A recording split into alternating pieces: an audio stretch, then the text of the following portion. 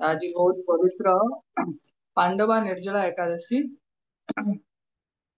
तो ये महिमारे आम श्रवण करुचे समस्त ध्यान देकी शुणंतु। युधिष्ठिर महाराज कहले, हे जनार्दन, हे कृष्ण, मु अपरा एकादशी समस्त महात्म्य श्रवण कली। संप्रति ज्येष्ठ शुक्ल पक्ष एकादशी नाम और महात्म्य कृपा पूर्वक वर्णना करंतु। श्री कृष्ण कहले, एही एकादशी कथा धर्मात्मा व्यासदेव वर्णना करिवे। से समस्त शास्त्रर अर्थ और तत्व ज्ञात अछंती। से वेद वेदांगर पारदर्शी अटंती। सेतेबेले राजा युधिष्ठिर व्यासदेव को कहले, हे द्वैपायन, मु मानव धर्म और ज्ञान कार्य धर्म तथा श्रवण करिछि। संप्रति आपण यथायथ भाव वैष्णव धर्म कथा वर्णना करंतु। श्री व्यासदेव कहले, हे महाराज, तुम्हें जो समस्त धर्म कथा श्रवण करियछ, एही कलिजुगर मनुष्यगण सेही समस्त धर्म पालन करिपारिबे नाही। जहाँ सुखरे अल्प धनरे अल्प कष्टरे निष्पन्न होई महान फल प्रदान करे एवं समस्त पुराणर सार स्वरूप से प्रकार धर्म ही कली काल मानव पक्षरे संभव कर से धर्म कथा ही वर्णना करुछि। उभय पक्षर एकादशी दिन रे भोजन करिवे नाही। द्वादशी दिन स्नानादि पूर्वक शुचि होई श्री कृष्णकर पूजा करिवे। तापरे ब्राह्मण गण को भोजन कराई निज कृत्य समापने पनांते भोजन करिवे। अशौच आदि रे मध्य एही व्रत परित्याग करिवे नाही। स्वर्ग लाभ इच्छा करुथिबा व्यक्तिगणक पक्षरे जावत जीवन एही व्रत पालनीय, एथिरे कौनसी संदेह नाही।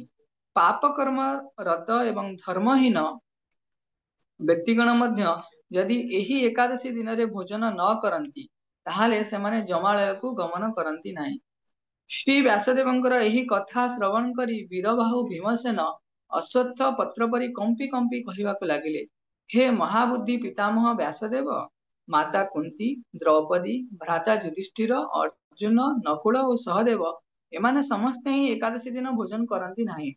आमको मध्य अन्न ग्रहण करिया को निषेध करिसंती, किंतु मु दुसह क्षुधा निमित्त उपवास करिया पई असमर्थ। मु विधि मुताबक विष्णु पूजा करी दान करिवि, ए प्रकार उत्तर देउछि। भीमसेनक एही वाक्य श्रवण करी व्यासदेव कहिबाकु लागिले, यदि स्वर्ग लाभ रे तुमर इच्छा थाए ताहाले उभय पक्षर एकादशी रे भोजन करिवे नाही। तार उत्तर रे भीमसेन कहिले, मोर निवेदन एही जे उपवास तो दूरर कथा, थरे भोजन करी मध्य रही पारे नाही। बक नामक एक अग्नि मोर उदर रे उपस्थित, भोजन न कले केउथिरे से क्षांत हुए नाही। एणु प्रतिटी एकादशी पालन रे मु संपूर्ण असमर्थ। वर्षक मध्य गोटे मात्र एकादशी पालन पूर्वक जद्वारा मु स्वर्ग लाभ करि परिबि, एही परि गोटे एकादशी कथा मुझे निश्चय करी कहंतु। सेतेबेले व्यासदेव कहिले, ज्येष्ठा शुक्ला एकादशी तिथि रे जलपान न करी उपवास करिवे, तेबे गंडूस आचमन दोष बोली धराजिव नाही। एक मासा स्वर्ण बा सोरिष परिमाण मणि बा गोटे मास कला मध्य बुड़ी जाए डूबी जाए, एही परिमाण रे जल रे आचमन करिवा विहित। एही दिन अन्न आदि ग्रहण कले व्रत भंग हुए। एकादशी दिनर सूर्य उदय ठारू द्वादशी दिनर सूर्य उदय पर्यंत जलपान वर्जन कले अनायास रे द्वादशटी एकादशी फल लाभ होता है। द्वादशी दिनर सूर्य उदय रे स्नानादि समापन और ब्राह्मण गण को जल और सुवर्ण दान पूर्वक भोजन कराई कुटुंब गण सह निजे भोजन करेंगे। एही परि द्वादशी व्रत पालन कले जो पुण्य हुए ताहा वर्णना करुछि, श्रवण कर। संवत्सर मध्य जो समस्त एकादशी उपस्थित हुए सेही एकादशी समूहर फल ही एही गोटे मात्र व्रत उपवास रे लाभ करा जाय। एथिरे कौनसी संदेह नाही। शंख चक्र गदा पद्मधारी श्री कृष्ण आमको कहिसेंती, वैदिक ओ लौकिक समस्त धर्म परित्याग पूर्वक मनुष्य एकमात्र मोर शरणापन्न होई एकादशी रे निराहार रहिले पाप विमुक्त होइताय। कली जुगरे द्रव्य शुद्धि नाही, अतएव कली रे शास्त्रोक्ति संस्कार विशुद्ध हुए नाही। सुतरां वैदिक धर्म केतेबेले हेले सुसंपन्न होई पारे नाही। हे भीमसेन, तुमको बहुत कथा कहिवार प्रयोजन कौन? तुमे उभय पक्षर एकादशी रे भोजन करिव नाही।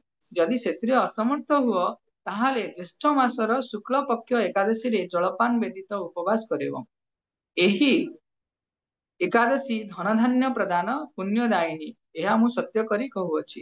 କରାଳ ମୂର୍ତ୍ତି ଦଣ୍ଡଧାରୀ ଯମଦୂତ ଗଣ ଏହି ବ୍ରତ ପାଳନକାରୀ ମନୁଷ୍ୟକୁ ଜୀବନାନ୍ତେ ସ୍ପର୍ଶ କରିପାରନ୍ତି ନାହିଁ, ପରନ୍ତୁ ପୀତାମ୍ବରଧାରୀ ବିଷ୍ଣୁଦୂତ ଗଣ ସେହି ବୈଷ୍ଣବଙ୍କୁ ବିଷ୍ଣୁ ଲୋକକୁ ନେଇଯାଆନ୍ତି। ଏହି ଏଣୁ ସମସ୍ତ ପ୍ରଯତ୍ନର ସହିତ ଏହି ପାଣ୍ଡବ ନିର୍ଜଳା ଏକାଦଶୀ ବ୍ରତ ପାଳନ କରିବେ। हरे कृष्ण। श्रील प्रभुपाद की जय। पांडव निर्जला एकादशी महामहोत्सव की जय। तो समस्त को पुनः स्वागत। आम भगवान नाम एवं जप करवा।